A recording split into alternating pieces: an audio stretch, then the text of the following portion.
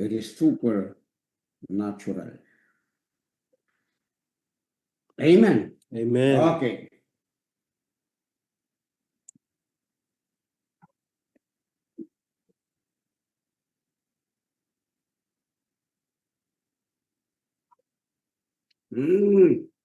Amen. So everyone, welcome today.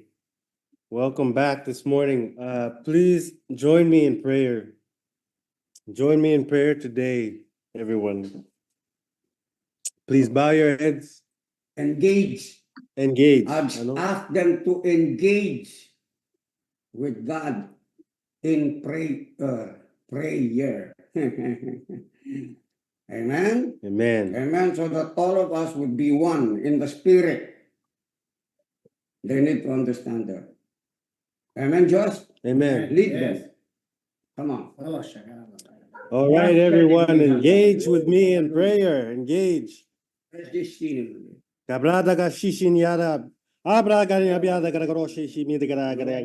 Lord. Thank you, Lord. Thank you, Lord.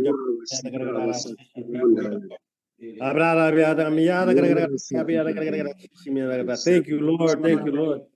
Engage in me in prayer in the name of Jesus. Yes, Lord. Let us move the heavens with our prayer. Gather in your name. Thank you, Lord. Thank you, Lord. Thank you, Jesus. Thank you, Jesus. God, I thank you, Lord. Instill in us a vision, Lord, a vision of our path. Give us a vision of our path forward, Lord. We have the strength to carry out your vision in the name of Jesus.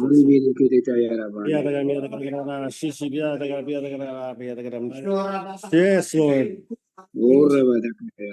Yes, Lord. Give us that. We have the strength, Lord, to move forward in the name of Jesus. Yes.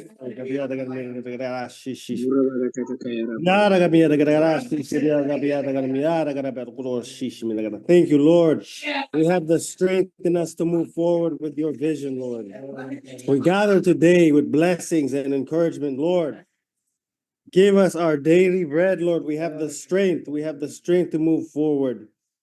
Instill in us a vision, Lord, that we may be prosperous as we go on forward to do your work, Lord. Yes, Lord, let us gather your blessings, Lord. Thank you, Jesus. Let us encourage others, Lord, to do your will, Father God. Yes,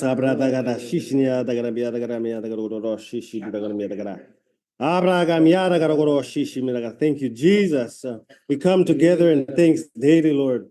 Give us the strength to renew our minds. Give us the strength to move forward, Lord. Every day is a new day and a new opportunity for us to ascend to your level, Lord, to increase our knowledge in your word, to increase our strength, Lord, to increase our faith. Thank you, Jesus. Thank you. We thank you for everything you have blessed us with. Let us not forget what you have done in the past and what you will continue to do in the future. In the name of Jesus, we pray. Thank you, Lord. Thank you, Jesus. I pray, Lord, that you would give us a vision of prosperity so that we would move our businesses forward. We would move our relationships forward, Father God. We would destroy strongholds in our lives. Give us a vision of a better self and a higher self and a renewed heart and mind. In the name of Jesus, I thank you, Lord. In the name of Jesus, I pray. Amen. Amen.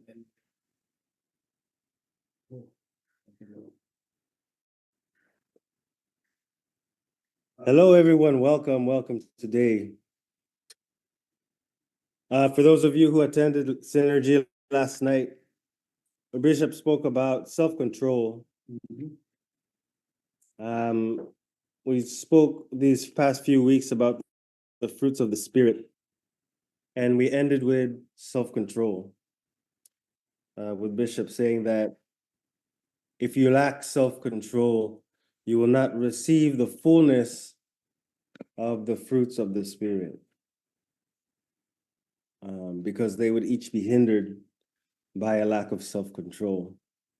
So for those of you who were there last night, if you would if you have received anything you would like to share, a testimony, a scripture, or anyone else, if you have a word on self-control and would like to share, please share with us right now.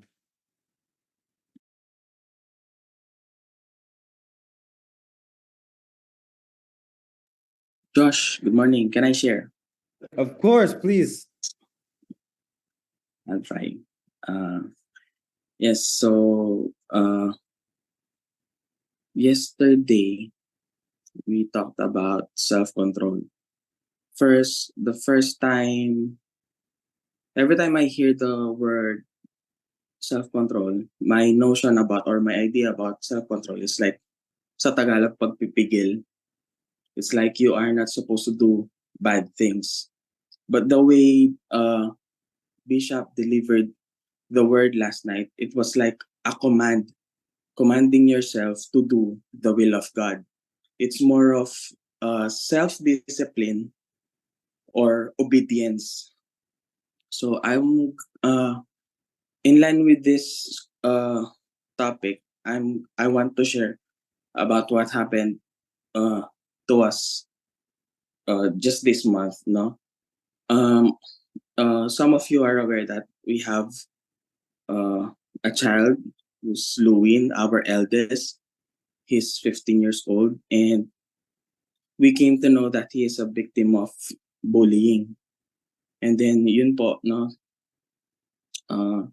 we visited him at his grandma's house, and then out of nowhere, Anne asked him na, sabi niya, Win, wala ba nang-aaway sa'yo sa school? And then he suddenly replied, meron po. Parang nagulat kami. And then parang we investigated, and then ang ginawa po namin, we checked on his phone and check some conversation na parang nagsumbong siya sa best friend niya, and then he said, bro, si ano, he just punched me, and he even tried to break my neck. Parang sinabi niya na binali niya yung leeg ko. So si Lewin po kasi parang gentle giant namin siya. Hindi siya talaga nagpa-fight back. So as a father, nung nakita namin yun, talagang parang na-lose control ako. Tapos we want to visit the school as soon as possible. But unfortunately, meron kaming work nun. So we decided to visit the school after 2 days after pa. So sobrang sobrang frustrated ko po doon sa nangyari. I was in a rush when I went to the school, and I even checked kung saan yung room po ni Lewin. Kasi talagang hindi ko po matiis. So sobrang asar ko po talaga. Ang tagal maglakad yan. Talagang bumilis ako. Binilisan ko, inakitan ko yung room, and nag-snap po talaga ako. And first, nung nangyari po kasi yun, parang I don't have any self-control dahil hindi dun ako, dahil hindi ako connected, parang hindi ako medyo nawala ako sa fellowship, and then hindi rin ako nakapag-attend ng morning prayer, parang hindi ako kargado, kaya parang nadali akong nag-snap sa akin, parang na-rush ako sa adrenaline ko out of my emotion. And then ang ginawa ko po, sinugod ko po yung room, tapos ko yung bata, nasabi ko, ikaw ba yung sa anak ko? Then talagang sa sobrang out of my anger, I was bursting with my anger. Nang sinabi ko sa alam mo bang hindi ako parang, I never hit Lewin in my whole life. Sabi ko, sino ka para saktan yung anak ko? I was really shouting na to the point na parang natakot na rin yung ibang yung student. And then yung bata, tumayo yung isa, tinuro yung bata. Tapos may nagsumbong na meron pa pong iba na nag-extort sa kanya. Extorting, like sabi niya, give me 10 pesos or I will punch you. Gaganyan siya. 10 pesos for your protection. Ginaganyan daw po siya. So narinig ko na naman naman yun, nag-snap na naman ako. Sumugod ako sa ibang room. So I was like, ano yun po yung emotion ko. Hindi ko na-control yung sarili ko. I was just bursting with anger. Then, to make the long story short, meeting po kami. Tapos sobrang galit na galit po ako dun sa bata. I was saying this na, hindi mo ba alam na may mga bata na they are sending them to school kasi baka siya na lang pala yung chance ng family nila, and then you are just bullying them. And then what will you get with your bullying? To satisfy yourself, gumaganon talaga ako, so nagwawala ako. Tapos sinabihan po siya ng guidance counselor na parang ako po yung pinagsabihan na I'm sorry po, pero the way you have approached the child, sabi niya ganon, it's like an harassment po. So we have to formally counsel this child. So we have to meet the parents too. So tinanong siya kung sino pwede yung mo kausapin. Sabi niya, lola ko po. So po, baka po hindi po matik ng nung lola niya yung mga nangyaring ganito. So mama ko na lang po. But I was thinking na bakit hindi yung tatay niya? And then after parang since Friday yun, minute po namin sila ng Monday. Before Monday po, we watched the live po nung nag-speak si Pastor John. And then before we played the live, the word, yung on time, that is on time. So we had this fellowship, one-on-one fellowship with Anne. Then I cried, sabi ko, Mami, sabi ko, parang may nag-reveal sa akin dun sa nangyari kay Lumen. And I said, what? Sabi niya. Parang, I admit na nagkamali din ako. Though that child, na mali siya, pero mali din yung nagawa ko na I embarrassed him in front of his class, blah, blah, blah. Sabi ko, I have to apologize to the parent too. But they have to, na meron din tayong rule dito sa school na doon sa ginawa nila, meron consequence na kailangan nating harapin doon. And making the long story short, we went to the guidance counselor and met the parent. Then from the time na pumunta po kami doon, umiiyak na po yung mommy.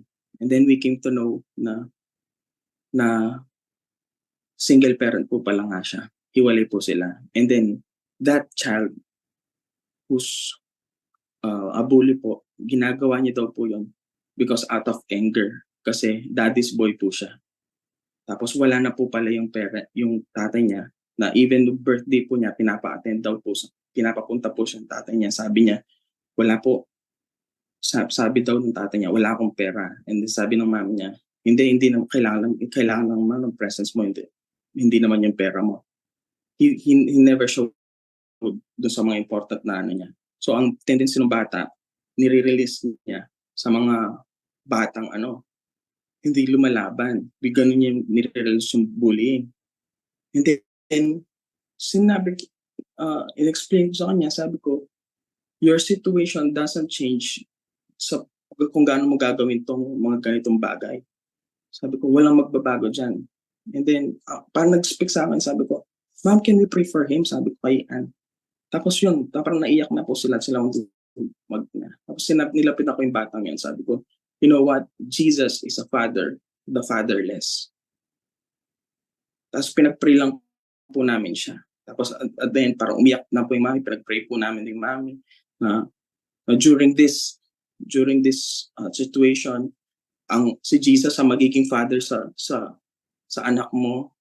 And then siya yung magpro-provide sa pangangailangan ng mga anak mo.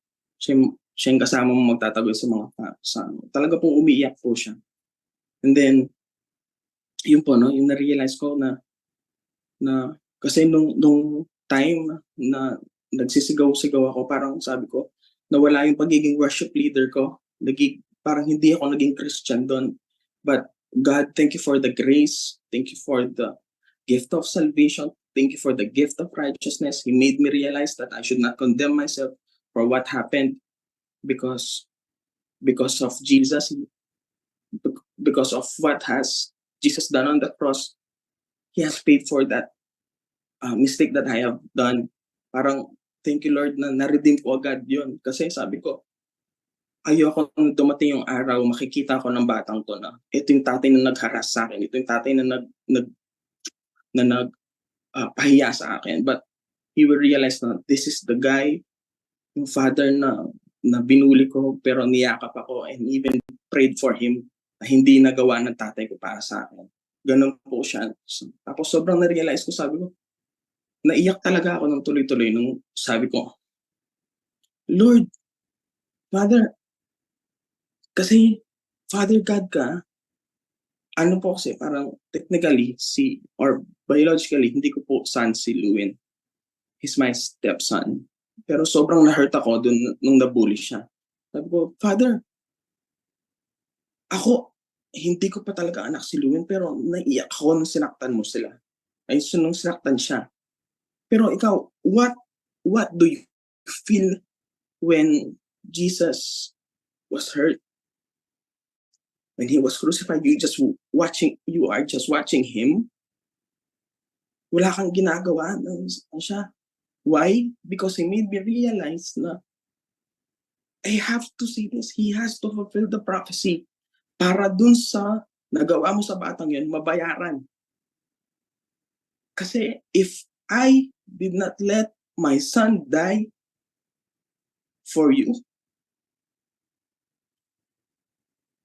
hindi mo mariredeem yung sarili mo doon sa mga future pa, hindi lang doon sa araw na yon, but doon sa mga future sins mo. And I'm so parang na-refresh ako. And then, doon talaga nag-ano sa akin na, Lord, I'm sorry. And parang, I'm sorry for the days na nawala ako.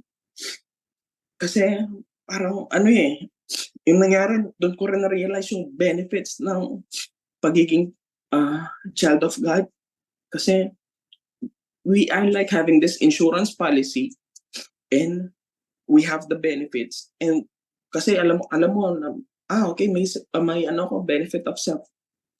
Meron na akong benefit of gift of righteousness, gift of salvation, pero you are not aware of this. You will only know when that circumstance happened to you. Doon mo parang kakalkulate, Lord, ba't nangyari to? Kasi ganito pala yung benefit ng gift of righteousness, ganito pala yung gift ng salvation. Doon mo siya deeply understand. So what I have to do is just continue parang reviewing my insurance policy, reviewing the benefits of Jesus. And that is the word of God na ayun pala yung benefit ko as a child of God. And yes, totoo po yung nangyari yung sinabi po ni Jesus, ni Bishop po na kung yung self-control is commanding yourself according to the will of God. Kasi yes, parang sinabi ni Bishop kahapon na meron kang magandang praise and worship dyan, magandang instrument, magandang tugtugan, pero nasa iyo kung magpupuri ka ng masaya.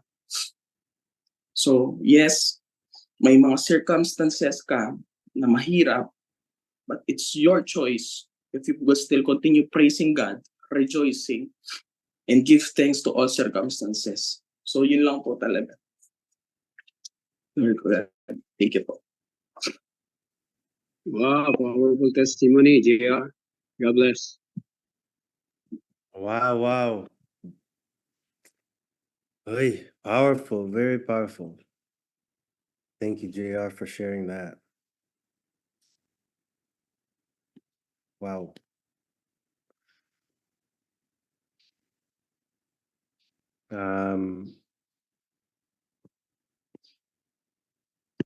For us to really know the fullness of these spiritual fruits, like self-control, as JR was sharing, we really need to know what it is not, what it is to lose our self-control. Because if you think you have self-control and you have never lost your control before, and it's nothing, right? Only when you have lost your self-control and now you gain it, you have some sort of idea what it's like to lose. Now that you can control yourself in that way, like JR was saying and Bishop was saying, we control ourselves to do the will of God. Before we were controlling ourselves to do the will of the Father of this earth. But now we're using it to control the will. We're controlling ourselves to do the will of God. So very powerful. I think a lot of us have been in that situation where we lose our self-control when we perceive a form of injustice from someone, and we want things to be right. And no matter what, we will see that things are made right. I think like when Jesus had died on the cross, I was speaking to someone and he asked, where's the justice in that? But like with JR's story, Jesus had died so that we may all be saved. So his disciples, if they were to know the extent of God's glory with the death on the cross, would they be asking, where's the justice? If they knew that Jesus, his life was to save everyone, would they still be asking, why did he have to die? So with JR, after you lost your self-control, you were able to pray for the child and his family and know their situation. So in you losing your self-control, God had made a way to bless everyone, to bless the family, to bless you. You know, it's very powerful. And just like Jesus dying on the cross, God had made a way to bless everyone through that. Right? There's a verse I'd like to share before I let someone else share. I love this verse. It's very poetic. Psalms 139:12. Even the darkness is not dark to you. The night shines like the day, for darkness is as light to you. So when we go through times of darkness, we should think of it. God is with us, and even the darkness that we're going through is light to God. It is light. There's no darkness in him. So again, like with JR's situation, it was probably a dark time that you realized you had lost your self-control, and we have to go back and apologize. But there's light in that. It was shined on the child's family and you. And maybe even, you know, that child now, from now on, his future would have been affected by the prayer you have given him, diba? You're from Powerhouse. Who else would have prayed for him like you did, right? So his testimony now will be moving forwards. So thank you for sharing that. Does anyone else have anything to share about losing self-control, gaining self-control? Oh, you want? Oh, wait lang po. You. About our experience. Konti lang siya. Good morning po. Gusto ko lang pong share din yung about the self-control kasi natetest din po kasi sa akin, no? Kahapon lang self-control and then gabi pag-uwi, meron na yon yung pagtitiis. Kailangan magtiis sa mga bagay na nangyayari. Kanina na papunta kami ni Josh dito, nakita namin the traffic na, yung traffic. Pero sa pamamagitan ng traffic, kailangan mo talagang mag-self-control, no? Kahit na meron nakita ka doon na traffic aid, pero siguro kahit siya naubos yung pasensya niya dahil buhol-buhol yung traffic. So ang ginawa niya, tumabi na lang siya, andun lang siya nakatingin. So nakikita natin sa kanya na kailangan niya talaga yung self-control. Kahit siya in-apply niya yung self-control niya na tumabi siya doon sa situation. So meron akong na sa verse dito sa Bible na sabi niya yung a person without self-control is like a city with a broken down wall. Sabi niya ganon. Tapos sa 2 Timothy 1:7. Ulitin mo yun. Okay. Huwag kang Opa, bumatuka. okay. Ulitin mo yun. Okay. A person without self-control is like a city with a broken down wall. Sabi niya doon. So nakikita natin doon na pag yung wala ka talagang self-control sa sarili mo, parang wasak yung ano mo yung pag-iisip mo, ganun, wala kang talagang peace of mind, ganun.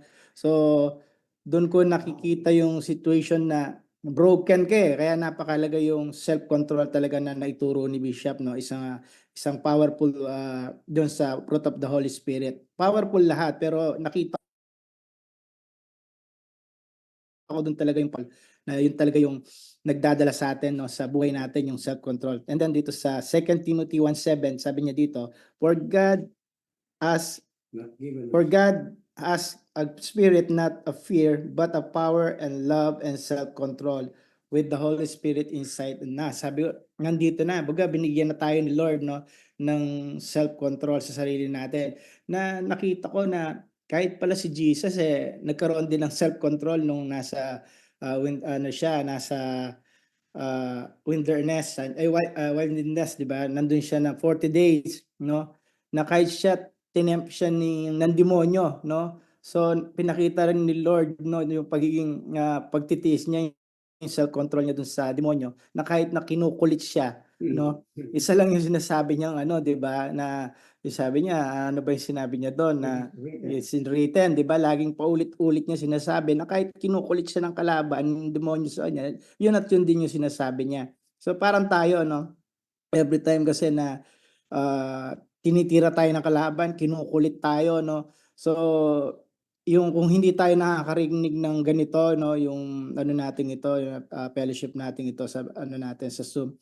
Paano na lang tayo? Paano na lang yung self-control natin, no? Dahil tayo syempre nandito tayo sa mundo, talagang nandoon yung atake ng kalaban, di ba? Nandoon yung aminin natin na kahit Kristiyano tayo, umuwi pa rin tayo doon na kailangan talaga natin ng self-control sa sarili natin dahil maraming ikinakabit ang kalaban na para mambuisit sa atin, makinis sa atin, no, mawala tayo sa pagka-align natin. Pero never niya tayong matatalo. Bakit? Kasi kumakarga tayo no? Kumakarga tayo ng word of God, no? Kaya napaka-powerful po nung self-control na na-tackle po kahapon. Isang malaking bagay din para sa akin doon na para mapaglabanan ko rin yung everyday ng atake ng kalaban, no? Talagang solid siyang umatake pero mas solid si Lord. Amen. So yun lang po. To God be the glory po. Salamat po.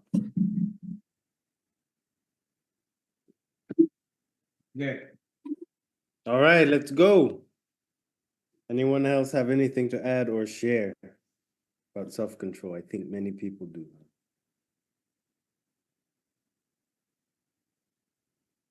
Who's next?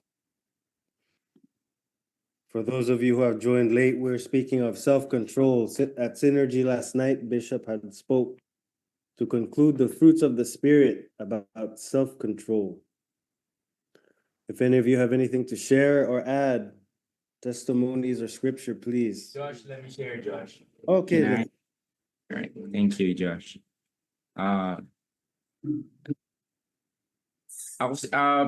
For me, actually talagang sobrang related ako kay JR. Since ako naman, parang ako yung batang nambubuli. Pero hindi naman ako nambuli sa school kasi very friendly ako before.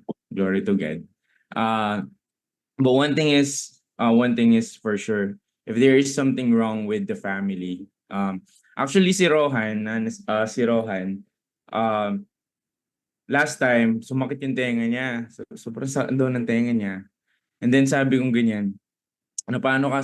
Papi, sabi niya, yung kaklase ko si Papi, may binubulong siya, tapos sumigaw siya. So, sumigaw siya sa tenga mo? Sabi ko, anong ginawa mo? Hindi ka lumaban? Sabi ko. So, agad yung naging mindset ko. So, tapos, kargado pa ako ng Jay.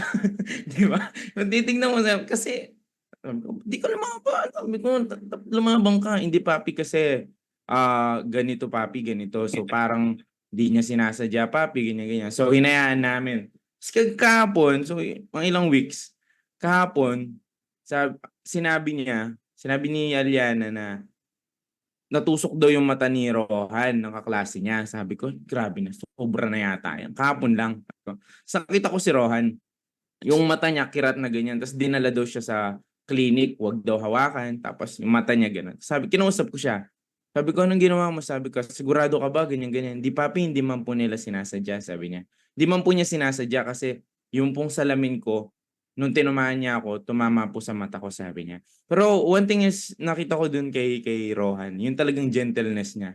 Yung gentleness niya dun sa mga situation na yun. Maybe ganun din si Luwin. Talagang chill lang sila. Kumbaga, parang, although may mga part talaga na naiinis ako kay Rohan kasi sa sobrang sobrang gentle niya sa mga ganong bagay. Hindi ko alam kung nabubuli na ba siya or what. Um, pero nung nag one-on-one kami, talagang nakita ko yung heart niya na hindi papi, hindi niya talaga sinasadya. Sure ka, sabi niya. Sure ka, ganyan ganyan.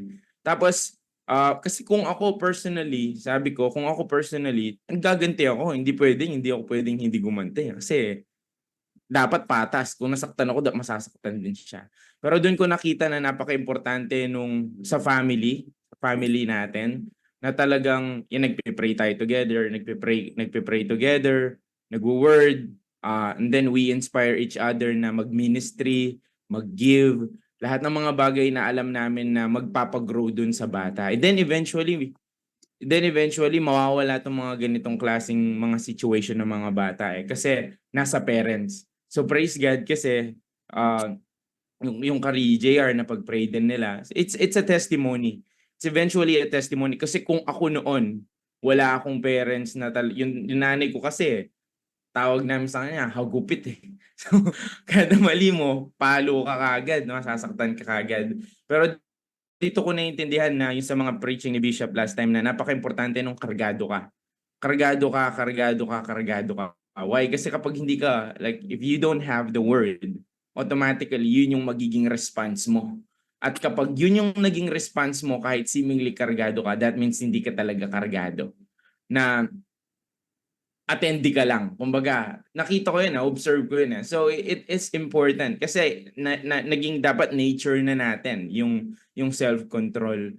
Kaya, sabi kong ganyan kay Rohan, sige ganito yung gawin natin. I-make sure mo lang na hindi ka nasasaktan, hindi ka nasaktan ng tao na yan. Same ba yan? Same ba na tao yan? Hindi naman same na tao. So, praise God kasi yung ganong klaseng image ni Rohan sa akin is nagre-reflect din sa parents. Yun yung reflection ng parents niya. Kaya kung giver siya, nakikita niya na nag-give. Kung mabait siya, nakikita niya na ganito yung parents niya.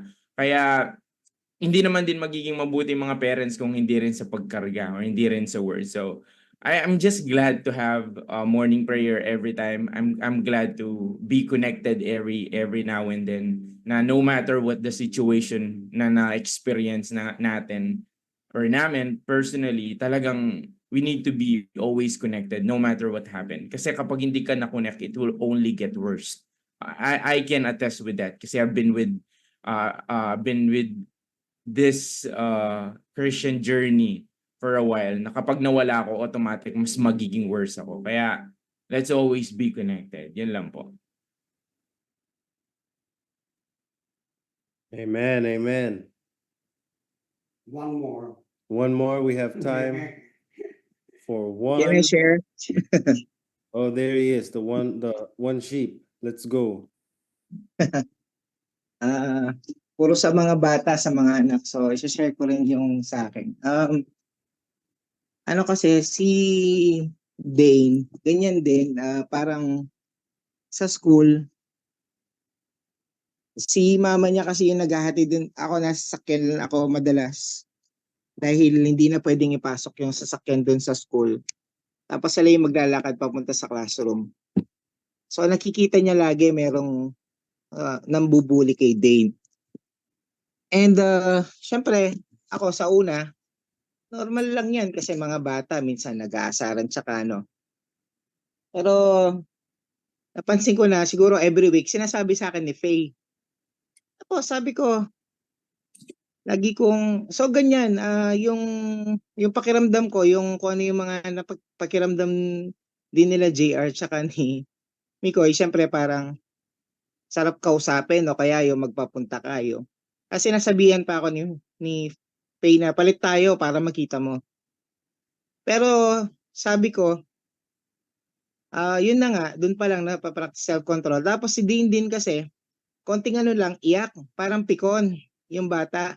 Sabi ko parang training ground to, sabi ko ganyan. Hanggang sa nagkaroon ako ng revelation. Pagdala mong baon yung bata, sabi ko. At nakausap na rin ni, ganyan din, may sitwasyon sa pamilya. Nakausap niya yung nanay. And parang sinabi niya, parang yung merong slight ano rin siya.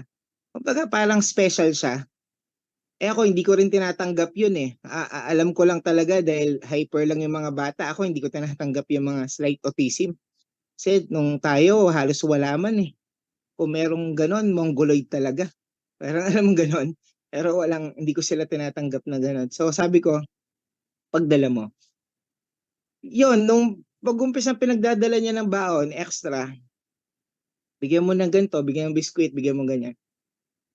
Ang nangyayari pa, hindi pa rin siya tumigil kaso yung buong mga classmate niya dahil din dun sa gentleness ng bata. Yung parang ganon, dahil kahit David yung pangalan niya, Solomon yung puso niya, ayaw niya ng gera. So, ang nangyari, "Uy, tumigil ka, wala namang ginagawa sa si Dane." Yung buong mga classmate niya, pinagtatanggol na raw siya ngayon tapos nagkikita, "O dito ka, tabi ka dito." Yung dati, syempre dahil nga English pa siya, hindi siya masyadong marunong mag-Tagalog. Tapos yun, may pagka-sensitive nung una, yung iyak ng iyak. So nababawasan lahat yun na ano. Bandang huli ang dami na pinagtatanggol na siya. So, doon ko nakita yung eto, paano ko ginawa yon dahil nga tama sa pag-upo, sa naririnig nating sa word, na pagka yung kaaway mo, galit, pakainin mo.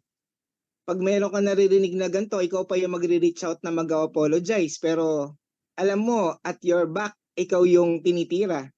So parang napapractice ko po yung ganon. Pero hindi rin perfect kasi tama yung sinabi yun din yung sinabi ni Bishop. Minsan, anin yung familiarity kung saan ka talaga, madalas nga nahuhulog ako sa nanay ko eh. Yung dahil sanay akong ganun sumagot dati, bigla agad sasagot na parang pabalang, tas biglang, yun nga, yung masarap doon sa sinasabi rin ni JR kanina. Dati hindi naman tayo marunong mag-sorry kasi alam mo pagka yung nanay pagka sinabing kumain ka na, kahit ngayon hindi na tayo ako ngayon hindi na ako umabot sa ganun. Magkamali man ako agad na talaga. Nagso-sorry ako, magpi-PM ako kahit kaninong tao. O kahit hindi man, kung naramdaman ko lang na-offend yung tao kahit na kung para sa akin hindi siya mali, ay hindi ako mali. Parang napapractice ko ngayon yon dahil sa mga ganyan. Tapos paghingi rin ng counsel sa mga leaders kapag nararamdaman mo yung ganyang galit. Ang dami ng benefit sa akin nung ganyan, yung naalala ko palas na lang. Meron ako nasirang sasakyan na bangga sa harap ng church. Tapos sobrang tumagal ng tumagal yon. Parang pwede ka na makipag-away, pwede mo nang i-threat. Pero nangusap sa akin ganyan, parang walk in love. So siyempre self-control, pero kailangan ko na yung pera, kailangan ko yung sasakyan. Pero ang nangyari, yung sinisingil ko, ginawang doble. Parang sumisingil na lang ako ng 20,000 or 25,000 dun sa tao. Pero dahil dun sa pumasok sa insurance, ang binayad sa akin 48,000, nagdoble siya. Tapos yung driver doon sa truck, kahit malayo, ginawa pa niya akong ninong. Kasi nakita niya kung paano ko siyang inintindi doon sa sitwasyon niya at nahintay yung kumbaga nakapagpigil ako, pero nagpi-PM ako. Nangungulit din ako na parang ganyan. Pero pagka nireplyan na ako na, hindi, ganito po, basta nagre-reply lang, agad nang bumababa yung tama ko, yung init ng ulo ko o yung dahil kailangan ko siya. So, yun lang po. Glory to God.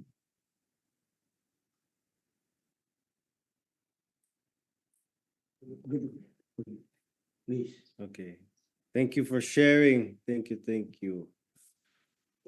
Hallelujah. Good morning to all of you, people of God, mighty men and women of God. Hallelujah. We're taking this place, we're taking our time to be able to reach further and elevate further from where we are at. Amen. And naka-off ba? Is it okay? Are you hearing me? Okay, you're hearing me. I want to share to you a little bit about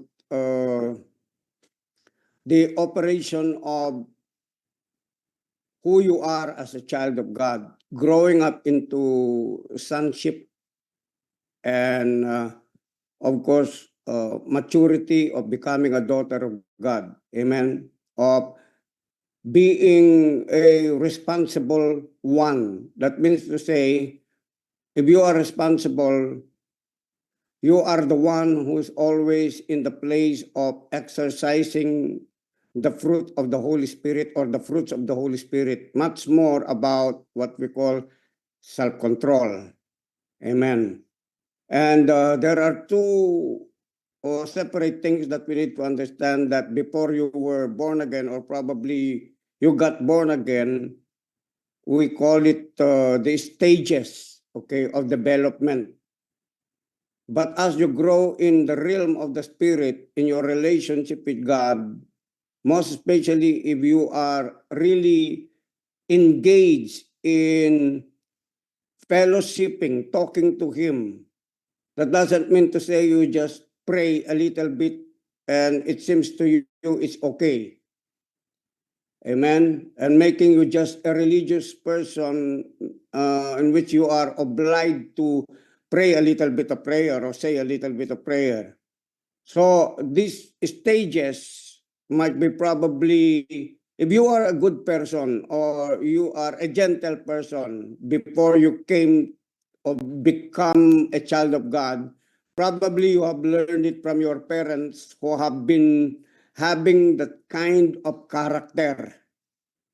Amen. Or probably from your forefathers. But now that you are a born-again believer, you are coming into a place of a personal encounters already together with God and having what we call a personal revelation of who God is in your life and how to be able to practice it. So that is called what we call levels, okay? Levels, dimensions in the realm of the Spirit.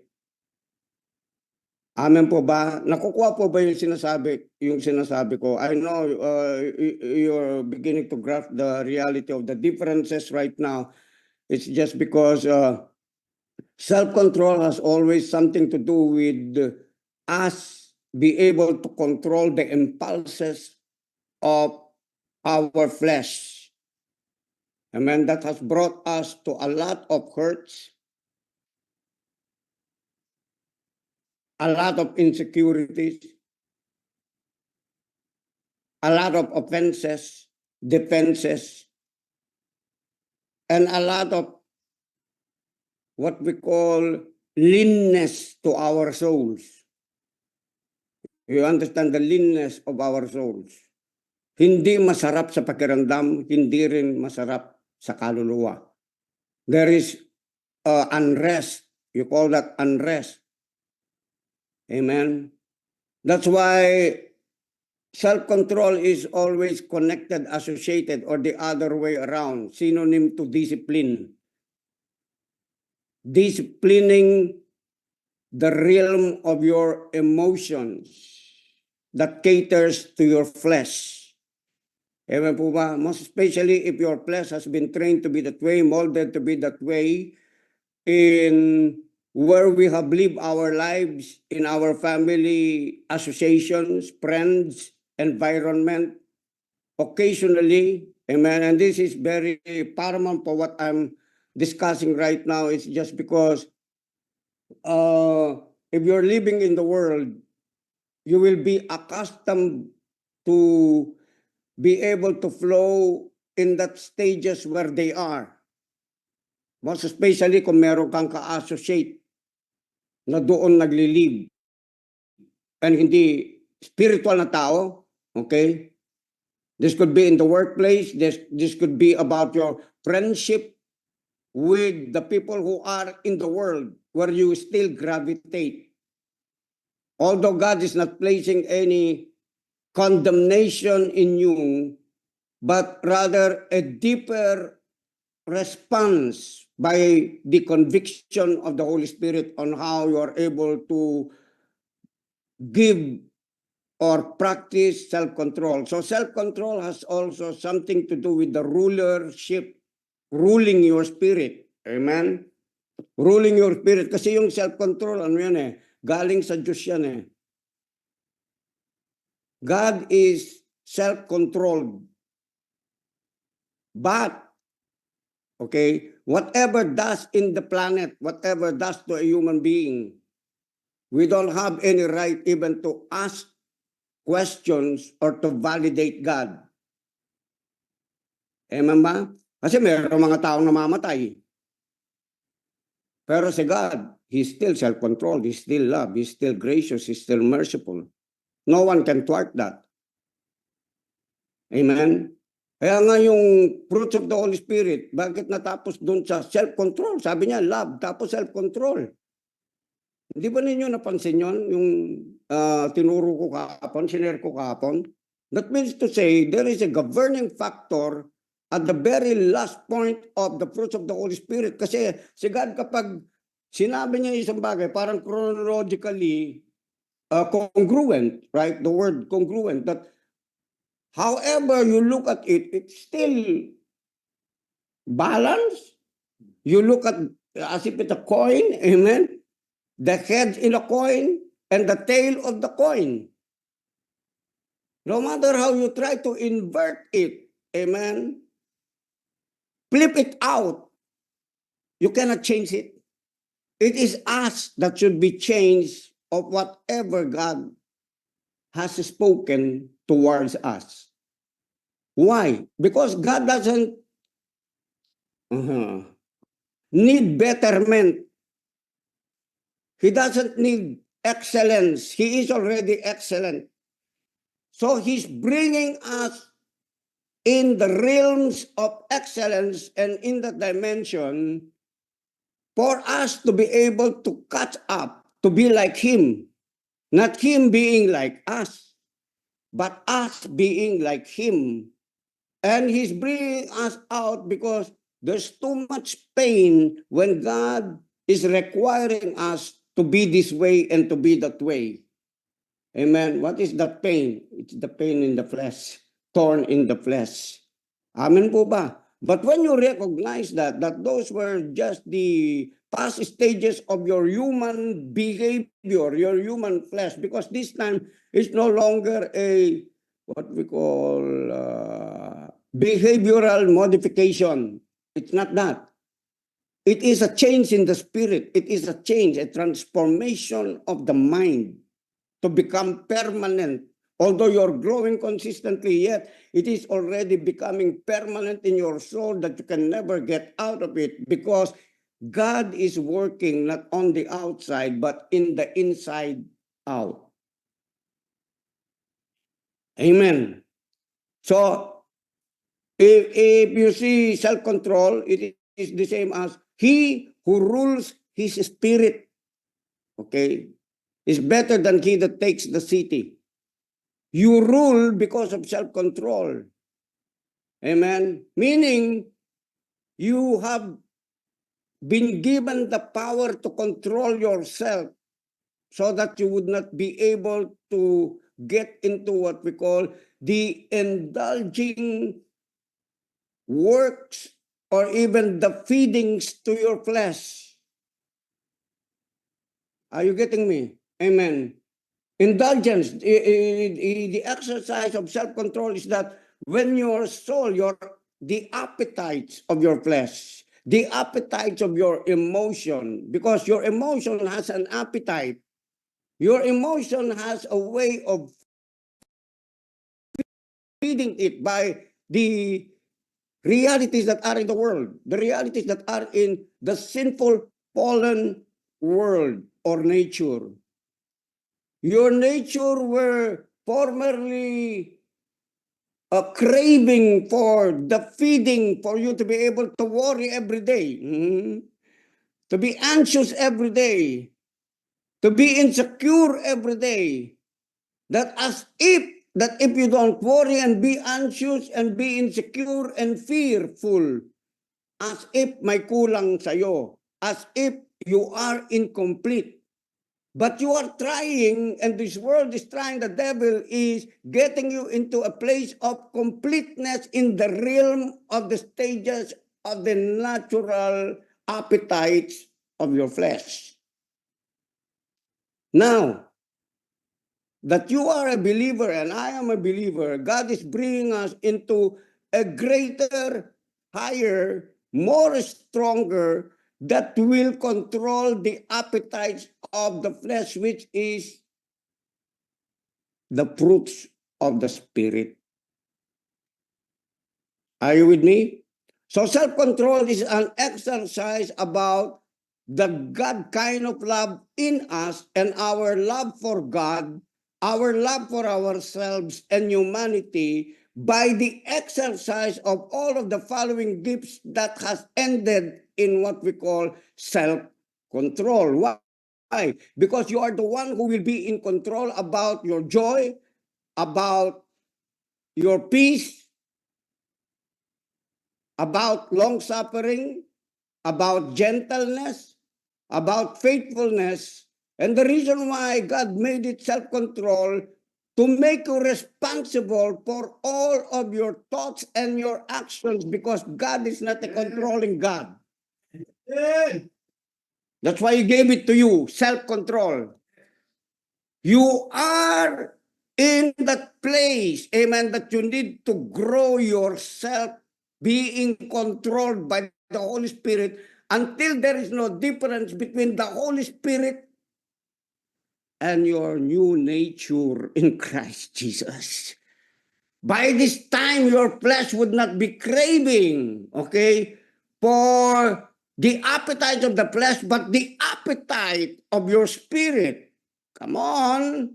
So there is what we call a leveling up from the human flesh of its appetite into the appetite of the life and realms, dimensions of your spirit. By this time when you are not exercising self-control, amen, and by the time when you seem to be lonely, your appetite of the flesh to feed that loneliness would shift into a place of being joyful.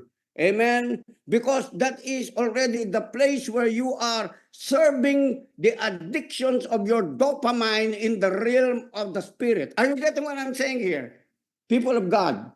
So by this time, instead of yielding to the appetite of the flesh, sinful flesh that leads to destruction, you are yielding yourselves without any struggle into the realms of the fruit of the Spirit as part of the divine nature that you are living your life into. Amen. Amen. So yung kanina ang ganda yung sinare ni ni Pastor Francis a person that doesn't have self-control is just like a broken walls. That means to say you could easily be infiltrated by the enemy. You could easily be infiltrated by the things that are in this world and find yourself lost. You're like a broken wall. You don't have any foundation. You don't have any walls that can protect you. You are not in the strongholds of the ways of God and the ways of the Spirit. Amen. Kaya nga, kagabi, no, just imagine, if you put love first, you are the head. Amen. And the tail, imagine, what is the tail? Self-control. You are both. Amen. And that kind of congruence is that gives us the ability to be able to stand in any storm. Di ba kaya mayroong mga pyramids, meron yung mga tinatawag na mga triangular na mga bagay na inilagay ng Panginoon dito sa earth that has a capacity, okay, that has something from within them that we haven't discovered, lest our forefathers knew it. And those people who are archaeologists are being able to discover a lot of things in that design. Amen. Why? Because it's part of our spiritual makeup. It's part of your spiritual design. Amen po ba? So, what we have learned what we have heard, we can cultivate it and harness it to be able to come into a place of maintaining it, and even not only maintaining it, but allowing God to push us farther from where we are at right now. So the realms of the spirit, we can exercise this on how to develop a stronghold within our mind in obedience to what and how God called us to be. So this is not only in the realm of the spirit, but what you are practicing and where you are at in the realm of the spirit will sooner or later bring fruits in your life in the realm of the physical. Kasi marami mga tao na kung bakit mayaman sila ngayon, successful sila ngayon, it's just because on how they have been taught or probably what has transferred unto them as well from their parents, from their forefathers, of what they knew about self-control, of what they understand about the virtues of being a prosperous, rich, wealthy, and successful people. But when we learn these things, okay, God is showing us something that what we have been developed and has been developed in the realm of our relationship together with Him, in the realm of spiritual things that even though you can't see it, will bring fruit in the realm of the physical. How? God will show the people, amen, of what you're carrying about the glory of God, which is the excellence kind of life in the form of material and physical blessing. Are you with me? Hindi lang yung maunlad ka sa spiritual, mayaman ka sa revelation, no. It will show forth. It's just because people who would try to maintain what they have right now and do not have the spiritual capacity, okay, the wisdom on how to be able to maintain it. They're being attacked by fear. They're being attacked of insecurities. That's why they're building up walls, and then they proclaim and declare that this person is worth $1 billion. You see, we're not just worth $1 billion or quadrillion. No, we're not just worth of that. We're worth as the word of Christ Jesus. That's why stop fearing. Are you with me? Na makontento ka lang, spiritual naman ako, kahit wala akong riches, kahit ganito lang ako. No. You're putting a limit on yourself. Are you with me? Hello? If we are a world richer, Goya and told the whole world, this is what I'm waiting for. Amen. The riches and the wealth of God to be given to me, so that it's not only that, amen, that I could do in where I am at right now, in the form of money, answer the things of the people's needs while they are in the realm of the physical. Andyan ba kayo? Amen? So yung lahat ng mga gustong yumaman dito, maging faithful ka. Amen? Kung may nagpapakain sa'yo, you're being feeding, okay? You're being fed. Okay? Understand this thing, that when you are receiving something from God, don't eat what belongs to the feeders. Don't eat what belongs to me. You're stealing from God, you're stealing from me. Are you with me? Because you can't learn this in universities. You're learning it from the school of the anointing of the Holy Spirit over my life. I'm bold to say this in confidence, not manipulating you, but stating our rights as people of God. Authorities God has given to my office. Kaya sabi ni Paul, if you are being fed spiritually, do I not have any right in your material things in which God has blessed you with? But I will not use none of these things, amen, to manipulate you. I am stating these things so that making you understand about your rights and my rights, so that there would be equality of the grace of God in our lives.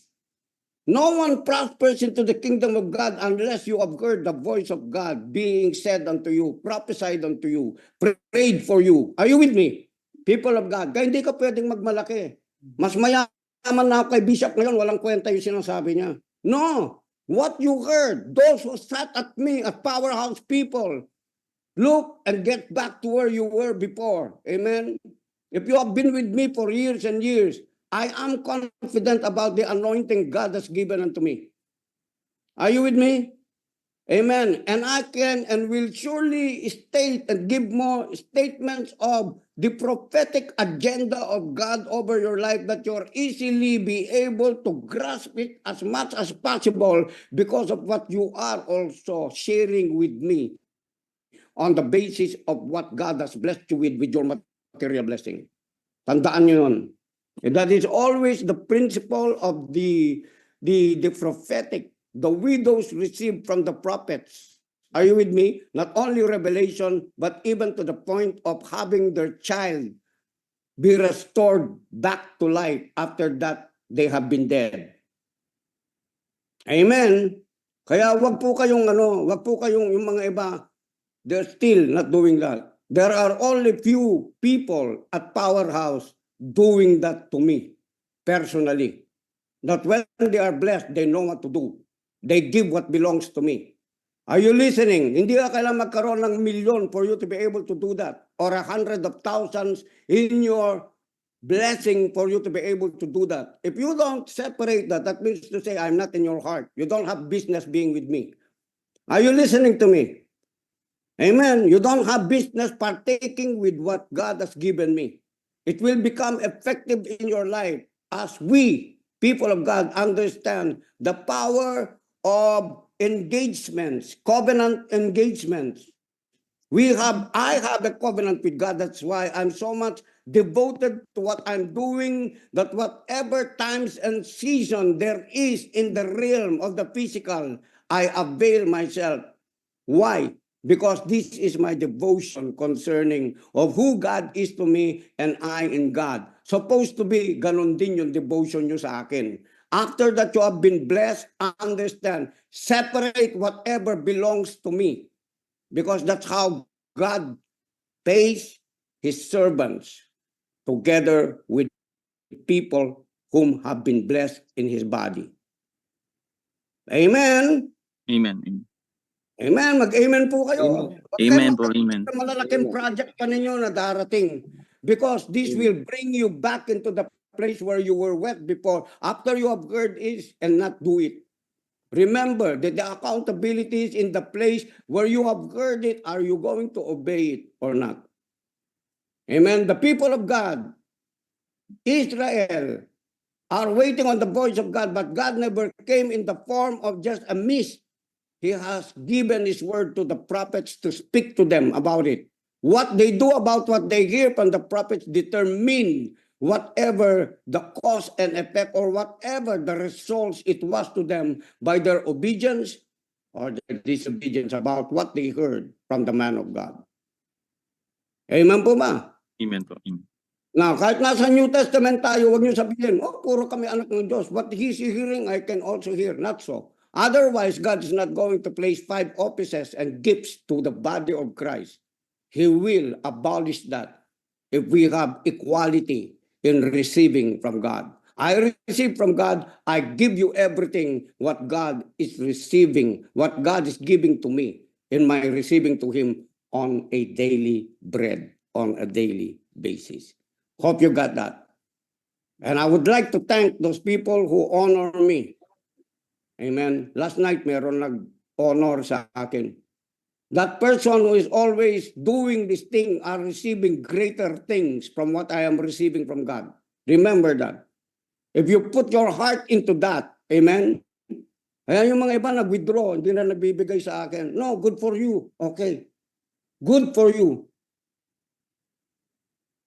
I'm not condemning you. If that is what you have in your heart, because you are the one who is having self-control. That means to say, controlled life, controlled decisions, controlled attitude.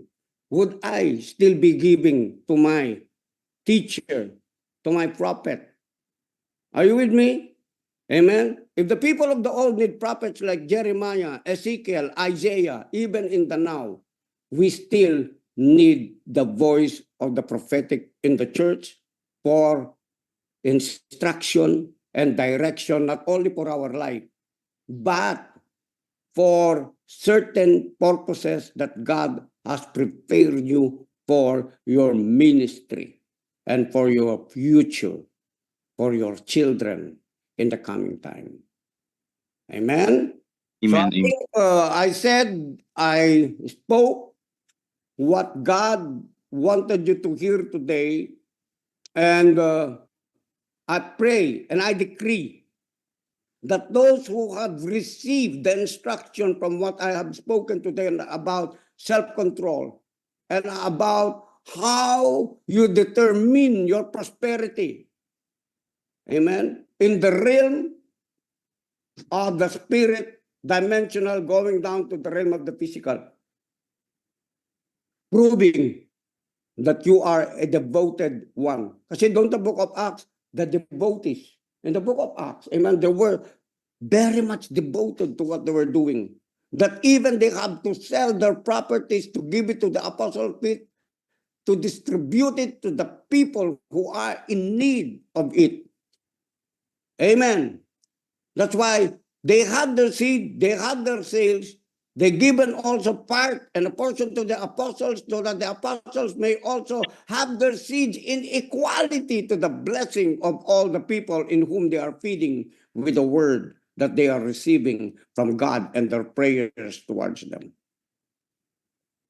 So brothers and sisters, I pray you are quick to hear, slow to speak, and slow to anger. Amen? Those who have ears, let them hear what the Spirit of God is saying unto you in the name of Jesus. Bless you in Jesus' name. Bless your faithfulness and your obedience to the will of God from what you have heard, acting on it today. Amen. Okay, I'll see you tomorrow. Thank you.